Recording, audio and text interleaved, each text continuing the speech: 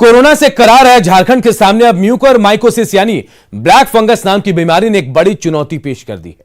कमजोर immune system वाले लोग इस बीमारी की चपेट में आ रहे हैं। हालांकि राज्य भर में फिलहाल 27 लोग इससे ग्रसित हैं और अब तक कुल 4 मरीजों की मौत भी हो चुकी है। सिर्फ रिम्स में ब्लैक फंगस के 11 मरीज भर्ती हैं, जिनमें से 1 की मौत हो चुकी है।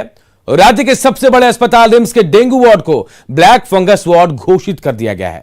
साथ ही रिम्स को नोडल अस्पताल भी घोषित किया गया है। स्वास्थ्य मंत्री बन्ना गुप्ता ने न्यूज 18 को बताया कि राज्य सरकार ब्लैक फंगस को महामारी घोषित करने पर तेजी से विचार कर रही है, लेकिन इस संबंध में कोई भी नीतिगत फैसला मुख्यमंत्री हेमंत सोरेन ही लेंगे।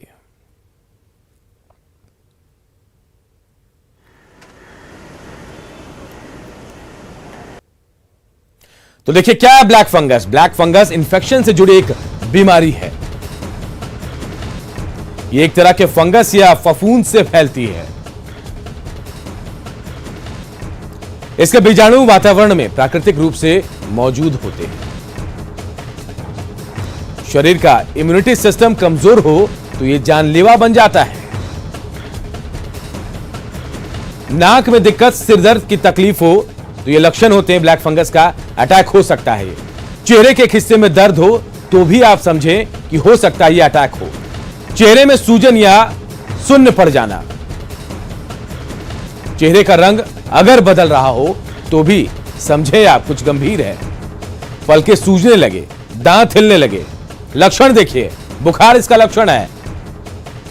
इसके अलावा अगर आपको सांस लेने में दिक्कत है तो यह भी ब्लैक फंगस का लक्षण हो सकता है। अगर आपको कफ की शिकायत है, नाक या मुंह के जरिए ये शरीर में प्रवेश करता है। दूसरे चरण में यानी सेकंड फेज में यह आंखों को नुकसान पहुंचाता है। थर्ड फेज में, तीसरे चरण में दिमाग पर अटैक करता है। 4 से 6 हफ्ते तक इस बीमारी के इलाज के लिए दवाइयां लेनी पड़ती है। गंभीर मामलों में 3 महीने तक इसका इलाज भी चलता है। की दवाई और ब्लैक फंगस की दवाई सेम है, इसलिए हम लोग कालाजार की उस दवाई को भी हम लोगों ने WHO से निवेदन किया है कि उस दवाई को हमको जो अभी हमारे पास है उसको हम यूज करने के लिए इजाज़त दिया जाए। हम लोग लगातार प्रयासरत हैं, चूँकि इसको लेकर हमने रिम्स को नोडल हॉस्पिटल के रूप में मान्यता भी दिया है।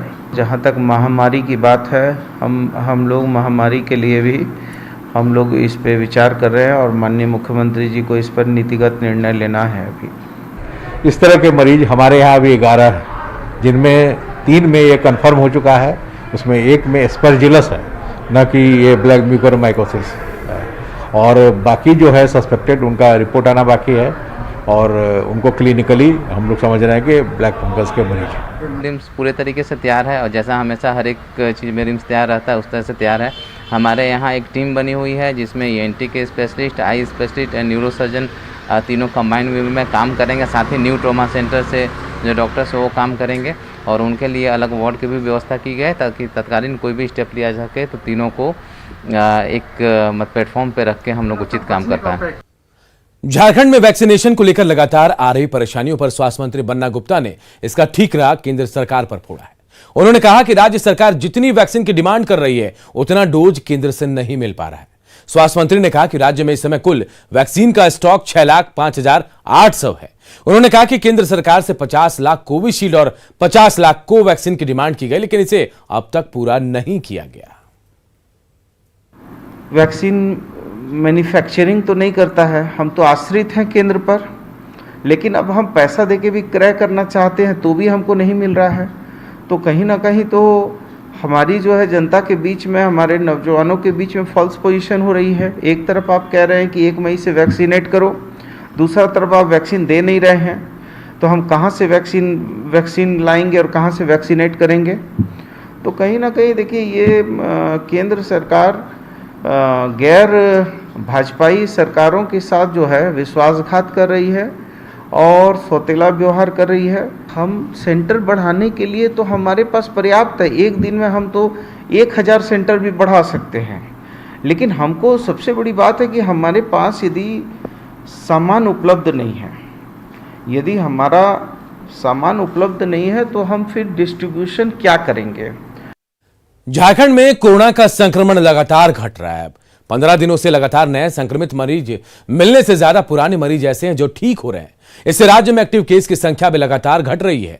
अब राज्य में कोरोना संक्रमित मरीजों की संख्या घटकर 20,000 से भी कम यानी 19,499 हो गई है, जबकि एक समय राज्य में एक्टिव केस की संख्या बढ़कर 61,000 तक हो गई थी।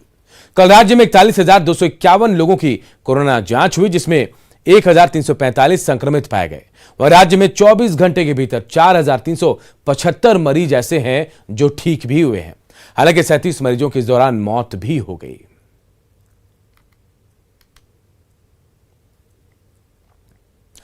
कोरोना संक्रमण काल में मदद के लिए लगातार हाथ उठ रहे हैं।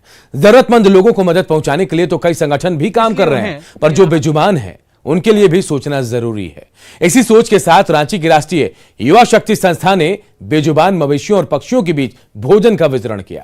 राजधानी रांची में ऐसे बेजुबान को भोजन करा रहे राष्ट्रीय युवा शक्ति के कार्यकर्ताओं से बातचीत की हमारे सहयोगी अविनाश कुमार ने। कोरोना के संक्रमण काल में जरूरतमंदों के बीच बहुत सारे लोग लगातार मदद के हाथ बढ़ा रहे हैं, लेकिन जो बेजुबान हैं, जो बोल नहीं सकते, जिन्हें जरूरत है, उनके लिए भी कुछ लोग आगे बढ़े हैं। इस वक्त आप जैसा कि देख सकते हैं कि जो मवेशी हैं, इस वक्त तमाम ये जो गायों के बीच में तरबूज खिलाने का काम राष्ट्रीय युवा शक्ति के द्वारा किया जा रहा है। और इनकी मंशा यही है कि जो बेजुबान हैं, जो बोल नहीं सकते हैं और लॉकडाउन का समय है, कहीं भी उनके लिए कुछ खाने की व्यवस्था नहीं हो पा रही है, इसलिए उन्हें ये राहत दी जा रही है। उत्तम जी, ये कंसेप्ट कहाँ से आया और ऐसे गाय के अलावे भी आप किस तरह के जानवरों को इस तरह का भोजन मुहैया करा रहे हैं? देखिए, संक्रमण का महामारी है, पूरा हिंदुस्तान उसके लपेट में है और राज्य सरकार के द्वारा अभी लॉकडाउन भी चल रहा है। 27 तक झारखंड में लॉकडाउन है, लेकिन इंसान तो किसी से सहयोग मांग सकता है, किसी से मदद मांग सकता है, लेकिन जो जानवर है, पशु पंछी है, कुत्ता है, हमारी गौ माता है, बैल है, वो किसी पास मांग नहीं सकते हैं। तो आज हम लोग का यह मुहिम चालू हुआ है। सुबह 7 बजे से ही हम लोग पूरे शहर में घूम कर अभी बड़ी संख्या में हम लोग गाय को, कुत्ता को, पंछी के लिए चावल और साथ में पानी भी, और आपके माध्यम से हम लोग अपील भी करते हैं कि लोग अगर घर के आसपास कहीं कुत्ता, कहीं गाय दिखे तो उसको मदद करें और अपने छत पर पानी की व्यवस्था कर दे पशु पंछी के लिए, और चावल छिड़काव जरूर करें, क्योंकि ये समय है एक दूसरे का सहयोग का। और इसलिए क्योंकि बेजुबान जानवर किसी से सहयोग मांग नहीं सकता है, तो स्वतः मानवता कहता है कि सहयोग करना चाहिए। उसी को लेकर आज राष्ट्रीय युवा शक्ति का यह प्रयास है और ये हमारा काम है कि मतलब हमेशा करना है, इसे छोड़ना नहीं है।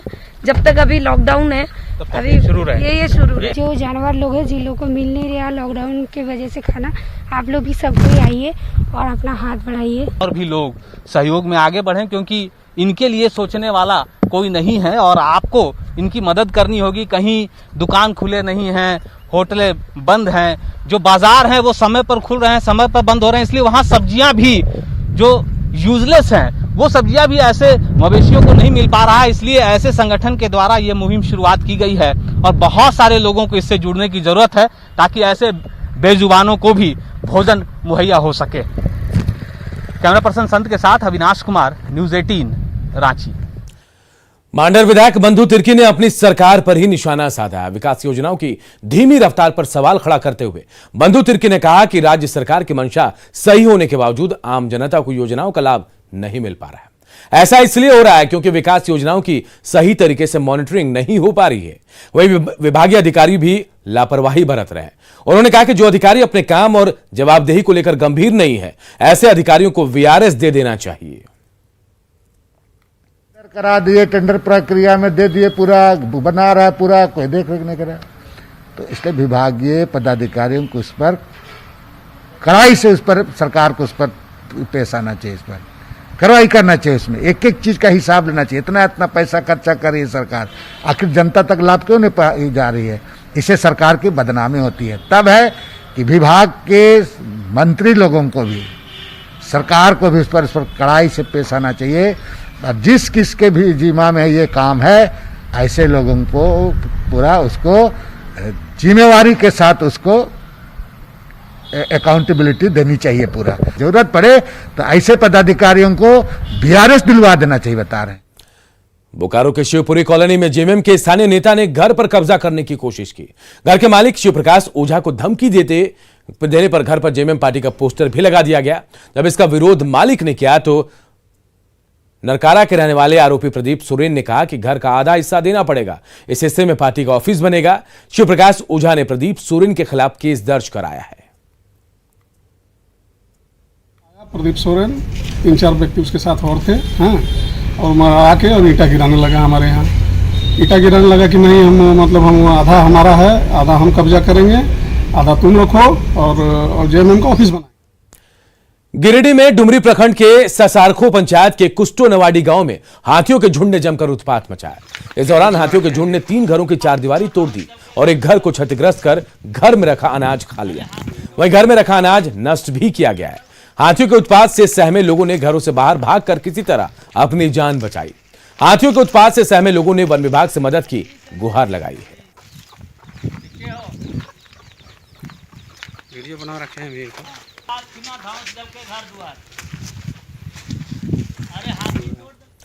इधर पाकुड़ के बड़केदुआ गांव में पानी को लेकर आदिवासी परेशान है।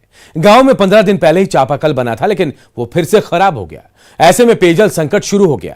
मजबूरन आदिवासी समाज के लोग दूषित पानी पीने को मजबूर हैं। गांव में 75 घर हैं। ग्रामीणों ने अधिकारियों और जनप्रतिनिधियों से गुहार लगाई, लेकिन किसी ने इनकी समस्या का समाधान नहीं किया।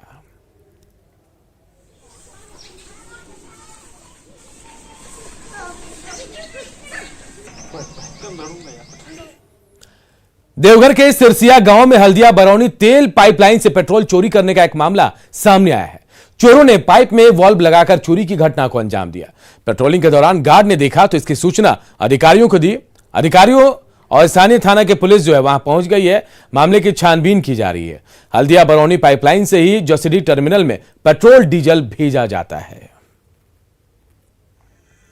कि हल्दिया बरौनी पाइपलाइन है, प्रोडक्ट पाइपलाइन है, और इसी से आपको जसीडीह टर्मिनल में पेट्रोल डीजल मिलता है। इस पाइपलाइन में रात में करीब 11:15 बजे के आसपास में पिलफरेज की घटना की गई है, जो अज्ञात चोरों के द्वारा इसको चोरी किया गया है, तेल का भाल्व लगाकर। देवघर पुलिस ने छापेमारी कर 12 साइबर अपराधियों को गिरफ्तार किया। साइबर अपराधियों को गिरफ्तार करने के लिए पुलिस ने करो, मार्गोमुंडा, पालोजोरी और सारवा थाना क्षेत्र में छापेमारी की। अपराधियों के पास 19 mobile phone, 28 SIM card, 2 passbook, chequebook, 5 ATM card, 2 laptop और बाइक को जब्त किया गया है।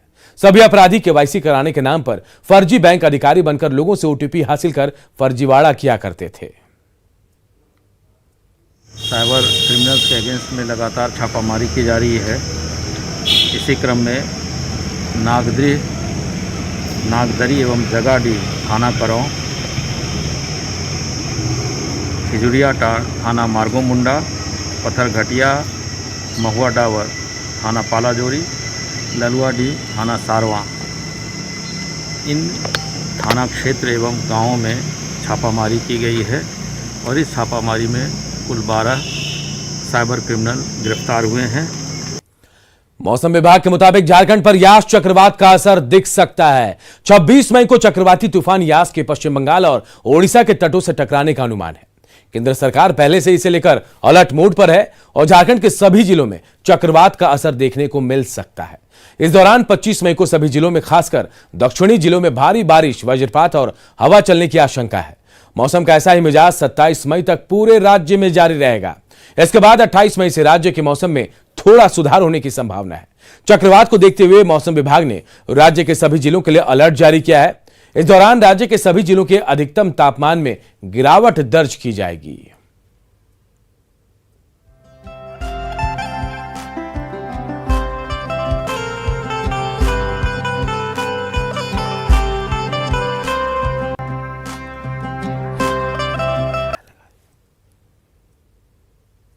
धनबाद में न्यूज 18 की खबर का बड़ा असर हुआ है। धनबाद के बागमारा के फुटबॉल खिलाड़ी संगीता सोरेन की खबर न्यूज 18 पर चलने के बाद केंद्रीय खेल मंत्री किरण रिजिजू ने संगीता को मदद का भरोसा दिलाया है।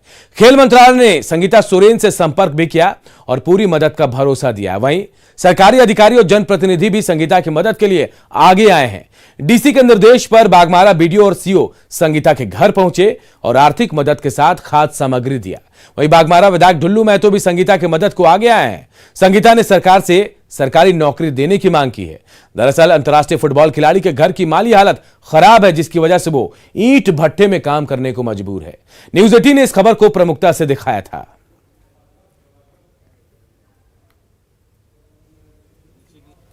तत्काल हम लोगों ने कुछ राशन और कुछ राशि उपलब्ध करवाया है और इनसे प्राप्त जानकारी को जिला प्रशासन को उपलब्ध करवाएंगे।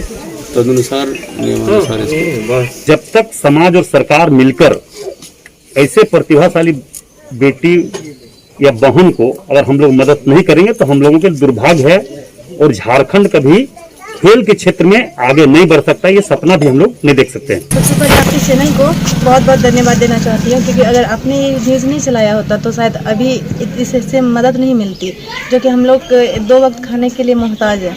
और मैं जो अभी मुझे अस्थायी रूप से जो सहयोग मिली है, मैं इससे संतुष्ट नहीं हूँ। अगर ये अस्थायी रूप से सहयोग मिलेगी कब तक मिलती रहेगी, इसलिए मैं सरकार से कहना चाहूँगी मुझे अस्थायी रूप से सहयोग करे, ताकि मेरी खेल भी जारी रहे और मेरी अस्थायी जो घर की स्थिति वो भी सुधर जाए। तो मुझे एक सरकारी नौकरी दी जाए, जिससे और वो नौकरी ऐसी हो जिसमें मेरी खेल में रुकावट ना आए, मैं अपनी खेल को भी जारी रखूं और मेरे घर की स्थिति भी सुधर जाए। इसलिए मैं सरकार से सरकारी नौकरी की एक मांग करती हूँ। झारखंड अभिभावक संघ ने प्राइवेट स्कूलों द्वारा शुल्क वसूली के खिलाफ 26 मई से राज्य स्तरीय आंदोलन का ऐलान किया है। वीडियो कॉन्फ्रेंसिंग के जरिए प्रदेश स्तरीय बैठक में फैसला लिया गया। इसके तहत 26 मई को प्ले कार्ड के जरिए वर्चुअल धरना, 28 मई को काला बिल्ला लगाकर फेसबुक लाइव, 30 मई को ट्विटर के जरिए राज्य सरकार का ध्यान आकृष्ट कराया जाएगा। अभिभावक संघ ने कोरोना काल में निजी स्कूलों में छात्रों से फीस वसूली का विरोध किया है।